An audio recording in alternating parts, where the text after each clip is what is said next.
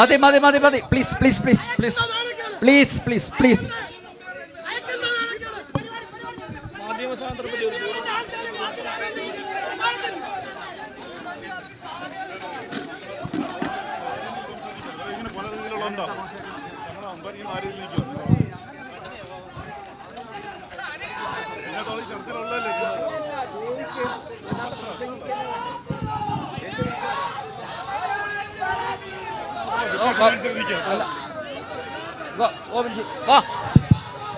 ശ്രീ ഗോപൻ എന്തായി?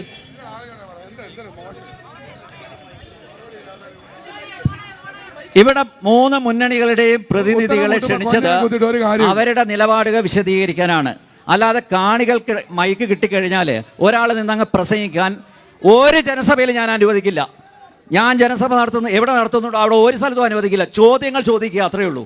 അല്ലാതെ പ്രസംഗിക്കാൻ ഇവിടെയുണ്ട്, ജിസ്മോനുണ്ട്, നിങ്ങളുടെ പ്രതിനിധിയുണ്ട്, UDFന്റെ പ്രതിനിധിയുണ്ട്. അതൊരു മര്യാദയല്ല, അത്രയേ ഉള്ളൂ. അല്ലാതെ എൻ്റെ നെഞ്ചത്തോട്ടല്ല കയറേണ്ടത്, എൻ്റെ നെഞ്ചത്തോട്ടല്ല കയറേണ്ടത്. ഏതാ എന്ത് വ്യക്തി ഹത്യ? ഏത് വ്യക്തി ഹത്യ? മൈക്കൊക്കെ തരുന്നുണ്ട്, പോയിരിക്കും. Yes okay. അടുത്ത ചോദ്യം.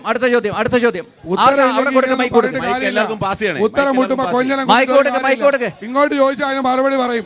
ഒരു സംശയമില്ല കാര്യത്തിൽ.